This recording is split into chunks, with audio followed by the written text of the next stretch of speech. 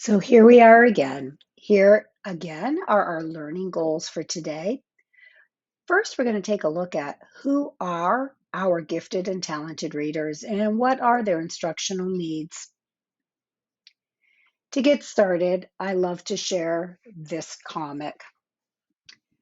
Susan, please put away Moby Dick. It's time for your Silent E review sheet. Unfortunately, that can be the situation that many of our advanced readers face in their reading instruction. So we're going to begin with our precocious readers. Here is a definition.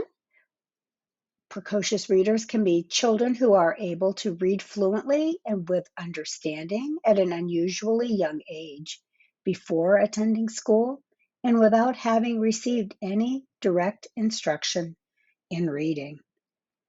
These are the little ones who can tell a story in a picture book at a very early age, possibly even a book they've never seen. They may not even remember how they learned to read.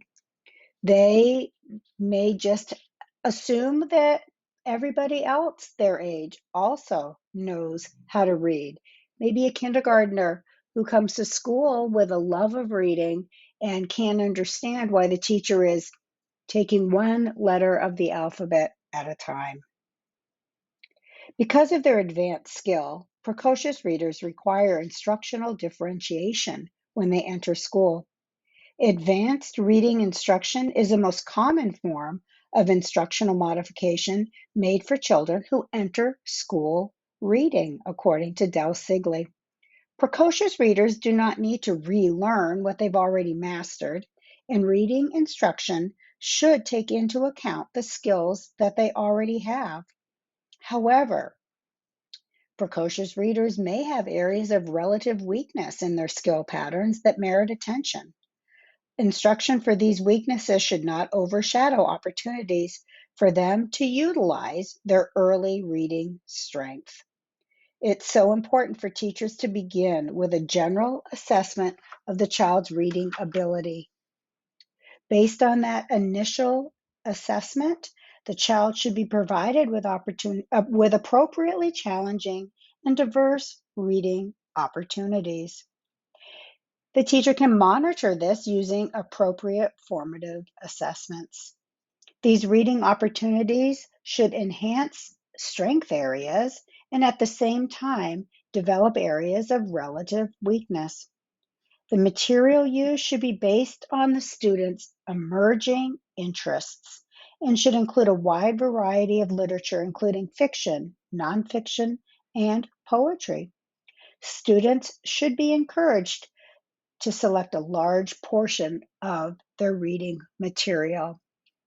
It's so wise for teachers at the beginning of the year as they're assessing their students' levels and what their students already know and what their students need to know in order to be successful, that they also take time to do an interest inventory, find out what topics each student is excited about, may possibly have background knowledge about, or any areas that they are potentially really curious about.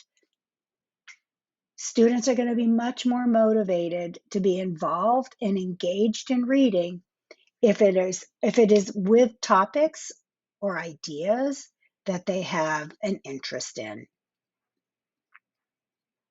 So now let's talk about our talented readers. These are our students who are 2 or more years above grade level or intellectually gifted with potential for high reading performance.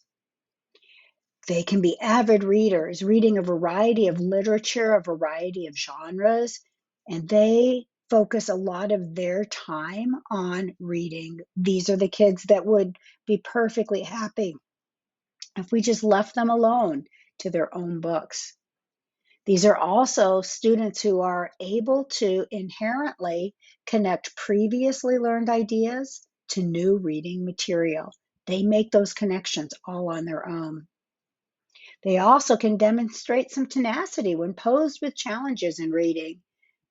This is where maybe some of our perfectionist kiddos may have some problems. A truly talented reader, though, will dig right in and move ahead. These are also the kids who speak sarcasm fluently. They understand the use of humor. They eagerly engage in reading related activities, and they may also have strong abilities in creative writing. Now, when I think about reading instruction in Arizona, I'm reminded that we have 10 anchor standards for literature and informational text. And our anchor standard, R10, is the only standard that actually mentions reading levels. It says, read and comprehend complex literature and informational texts independently and proficiently. Also remember that these anchor standards change in their level of sophistication with each grade level.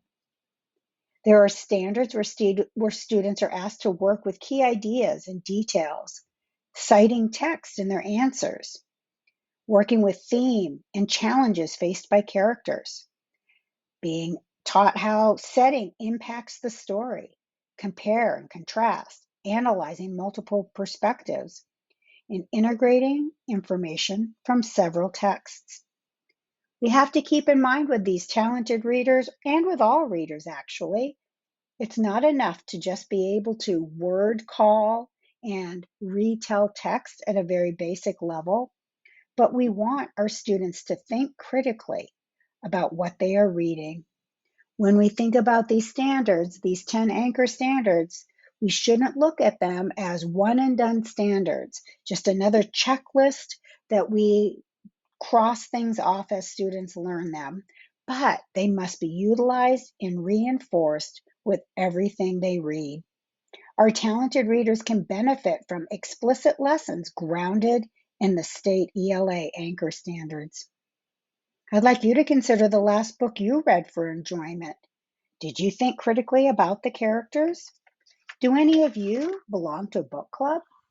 Rarely do we as adults just read a book without thinking about it, and how fun it is to actually discuss what we read with somebody else. So, this is my plea for you to consider your advanced readers, your talented readers, as readers in training. They also need your guidance and support. The last thing we want for these learners is a reading packet of questions that a student completes in isolation. They truly need to be a part of a small group of like-minded peers with similar abilities, and provided with the opportunity to discuss what was read and be guided into thinking critically, to be challenged to extend their abilities, and to engage and think about complex text. The use of intentional instructional level grouping with talented readers has been found to produce positive achievement outcomes when the curriculum content and instruction is appropriately challenging. One caution, however, some talented readers, when not appropriately challenged by third or fourth grade, may learn to get by without putting forth much effort, assuming that that is how school is. And these students are at risk for not making a year's growth. So, what are we to do? Well, in my district, we are at the beginning of a huge ELA adoption. It's our first adoption is in over 20 years.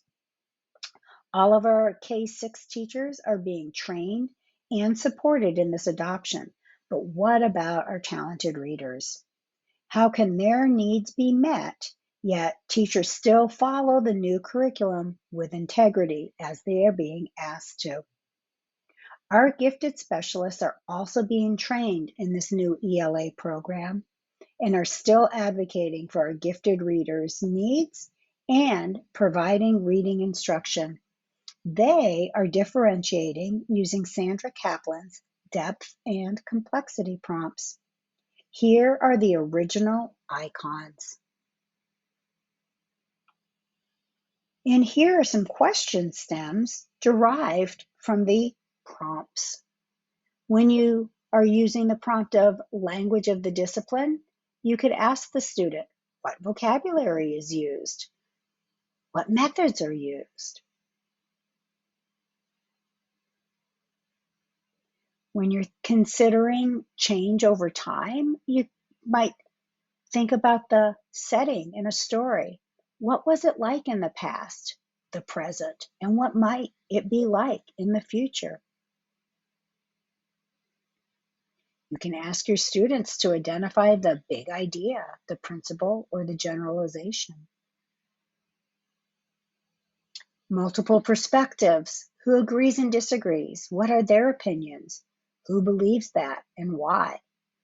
How would the story be different if it were told by a different narrator? All of these are things to consider as ways to differentiate instruction for our gifted and talented readers. So now I'd like you to consider, how would you address the needs of a young, fluent reader? What if you have a precocious reader that enters your kindergarten or first grade class? What ideas do you have for readers that are 2 or more grade levels above? And what ideas do you have for making sure that your fluent readers still make at least 1 year's growth? We're going to pause, and you're going to be provided with some prompts. And when we return, we will take a look at some myths and truths about our gifted readers.